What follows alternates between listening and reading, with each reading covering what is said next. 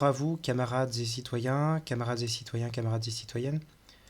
Je vais faire une vidéo aujourd'hui où je vais parler d'un vieil article, mais qui a toujours son intérêt aujourd'hui.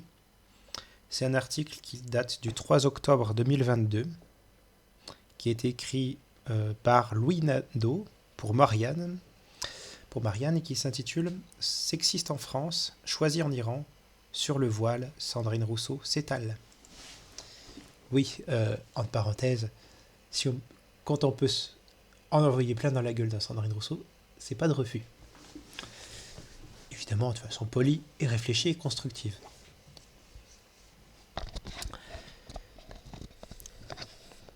Alors, on commence. Comment l'instrument d'aliénation rejeté par les unes pourrait-il devenir une matérialisation de l'autonomie des autres ? Invité de France Inter ce lundi 3 octobre, la députée écologiste de Paris a d'abord répondu à cette équation par l'esquive, puis par le flou idéologique.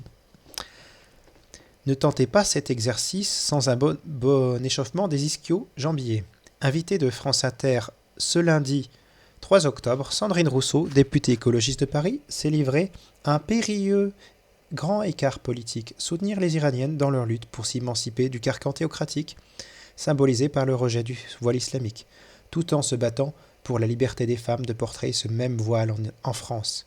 L'équation se pose en termes difficiles à concilier. Comment l'instrument d'aliénation rejeté par les unes pourrait-il devenir une matérialisation de l'autonomie des autres ? L'aporie dans laquelle se trouve la militante écoféministe lorsqu'il s'agit de répondre à cette question épineuse semble lui avoir valu quelques sifflets lors d'une manifestation de soutien aux Iraniennes ce dimanche à Paris, puis une séance de contorsion le lendemain à l'antenne de la radio publique. Extrêmement respectueuse et impressionnée par le combat que mènent les Iraniennes, Sandrine Rousseau a d'abord tenté d'utiliser l'une de ses bottes secrètes pour expliquer les huées subies la veille, faire passer une critique formulée à son encontre pour une attaque misogyne. Ce qui s'est passé hier, c'est que les trois femmes de gauche qui ont parlé, c'est-à-dire Manon Aubry, mais aussi Laurence Rossignol et moi-même, avons été sifflées, assure-t-elle. Je me pose la question, pourquoi dans une manifestation en soutien aux femmes, les femmes sont-elles sifflées ?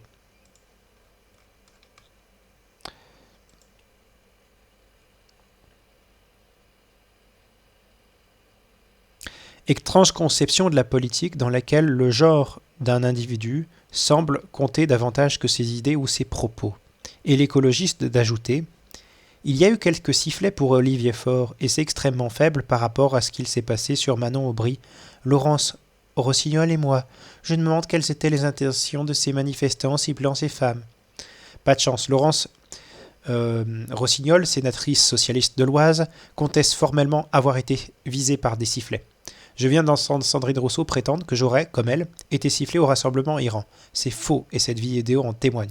Ne lui en déplaise, même j'ai recueilli des applaudissements, a-t-elle tweeté.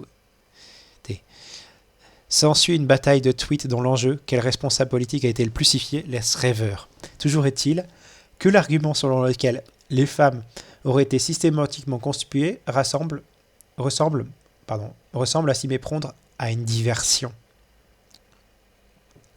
Ce qui n'empêche pas Sandrine Rousseau de considérer que le féminisme est bien quand il est loin et que finalement, quand il est en France, il est moins acceptable.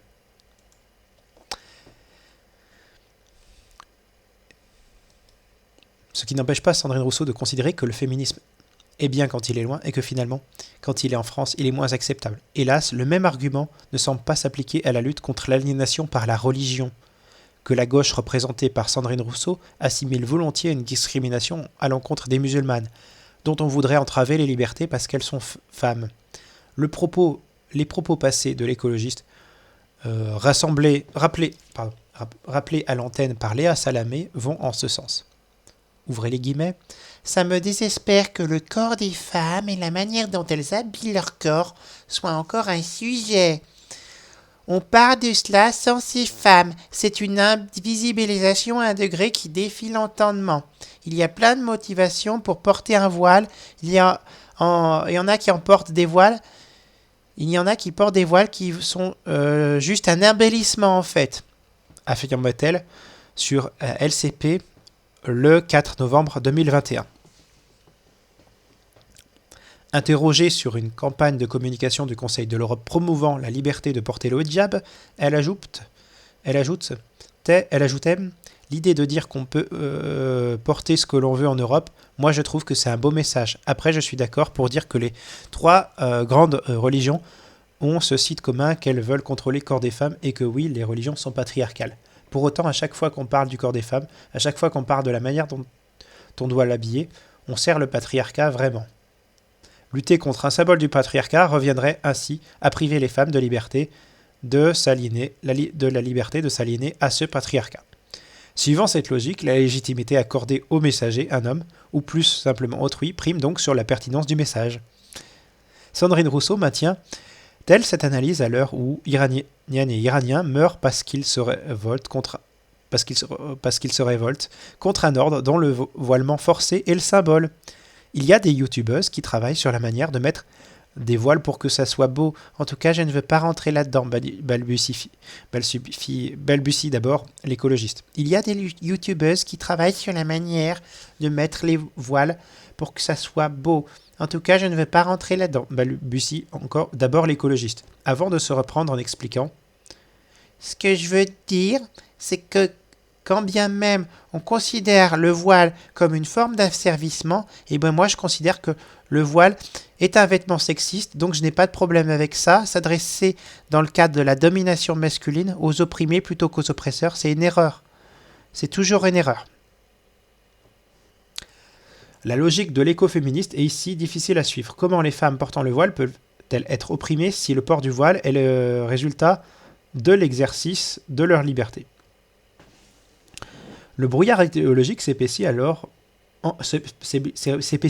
lorsque Sandrine Rousseau ajoute « Les femmes iraniennes demandent à être libres de s'habiller comme elles le souhaitent ». Le brouillard idéologique s'épaissit encore lorsque Sandrine Rousseau ajoute « Les femmes iraniennes demandent à être libres de s'habiller comme elles le souhaitent ». Ce que l'on doit poser dans le débat politique à mon sens, c'est la liberté des femmes. La liberté, l'immense liberté des femmes, et le fait que la colère contre les contraintes et les assignations des femmes peut devenir révolution, on le voit en Iran. Ce que je veux dire par là, c'est que la liberté de s'habiller comme on veut est valable en Iran comme en France. Passons sur les quelques différences omises par Sandrine Rousseau entre la liberté de s'habiller selon son bon plaisir, telle qu'elle se pratique en France et en Iran, c'est la tradition intellectuelle de gauche visant à identifier les déterminismes sociaux et les contraintes intériorisées par les individus pour mieux s'affranchir et passer par-dessus bord. Lorsqu'il s'agit du choix des femmes musulmanes, ces dernières semblent jouir d'une liberté pure et parfaite. Et tant pis si celle-ci engendre deux phénomènes diamétralement opposés en Iran et en France, à savoir le rejet ou l'adoption du voile. Trop fortes ces sorcières. Alors, fin de l'article, ce qu'on voit, c'est qu'on a affaire à la gauche bourgeoise quand on parle de Sandrine Rousseau.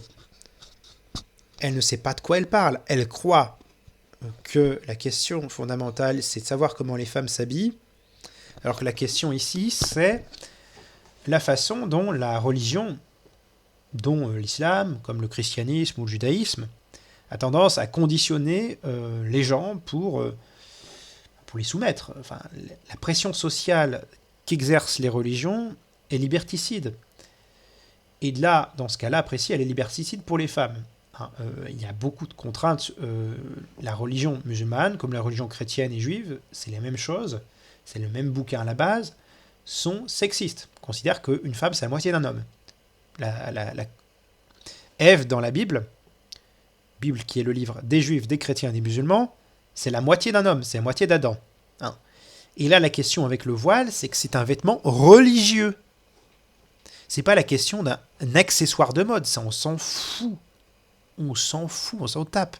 Si le voile n'était qu'un accessoire de mode à la con, on s'en foutrait complètement. là, la question fondamentale, c'est toute la pression sociale qu'exerce la religion sur les individus, et en l'occurrence sur les femmes. Sur les individus, sur les communautés, sur les collectifs, avec par exemple le communautarisme, et la façon dont aussi la religion est au service de la bourgeoisie, au final. La religion sera toujours au service des classes dominantes. Il faut bien s'en rendre compte, et défendre les religions, quand vous dites de gauche, ce que Sandrine Rousseau n'est pas, elle est européiste. Elle n'est pas de gauche, elle est européiste. Elle est libérale, autrement dit. Mais c'est la gauche caviar, on va dire.